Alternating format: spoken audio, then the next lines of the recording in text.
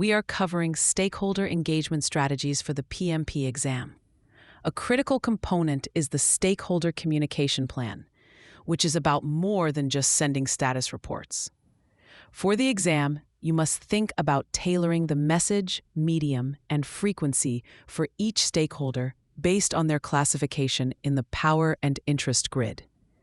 A high-power, high-interest stakeholder, like a project sponsor, needs frequent, detailed, and often face-to-face communication.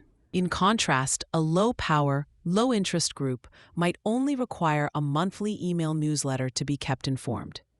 The PMP exam will test your ability to select the most effective communication strategy for a given stakeholder scenario. Next is managing stakeholder expectations, which is about proactive communication to align stakeholders with the project's objectives, scope, and constraints from the very beginning. An exam question might describe a scenario where an influential stakeholder attempts to bypass the formal change control process to add a new feature. The correct PMP approach is not to simply agree or refuse, but to engage the stakeholder, explain the impact of their request on the project's budget, schedule, and scope, and guide them through the established change control process. This demonstrates your ability to manage expectations while upholding project governance. A common exam trap is the confusion between stakeholder management and stakeholder engagement. The PMP has shifted its focus from management, which can imply controlling or handling people, to engagement, which emphasizes collaboration, communication, and building relationships to gain support. Exam questions will favor answers that show you are fostering buy-in and working with stakeholders, not just managing them as a task. For conflict resolution, the exam expects you to know the 5 main techniques: collaborate, compromise, smooth, force, and withdraw. For almost any PMP scenario, the best answer is collaborate, which seeks a win-win outcome by getting to the root of the disagreement. For instance, if the design team and the development team have conflicting requirements, the project manager should facilitate a meeting to help them find a solution that satisfies both perspectives, rather than forcing one side to concede.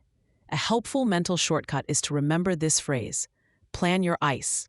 That stands for identify, classify, and engage. First, you identify all stakeholders. Next, you classify them using tools like the power interest grid. Finally, you develop a plan to engage them effectively. This framework is the foundation of the entire knowledge area.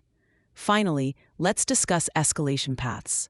An escalation path is a predefined process for raising an issue to a higher level of authority when it cannot be resolved by the project team. It is a formal mechanism, not a sign of failure. The exam will test your judgment on when to escalate. You should only escalate significant issues that impact the project's timeline, budget, or scope after you have first tried to resolve them at your level. For example, if 2 department heads have a resource conflict that is halting progress and you cannot facilitate a solution, it is appropriate to escalate the issue to the project sponsor for a decision. For free practice questions, AI-powered explanations, and more exam prep tools, visit openexamprep.com.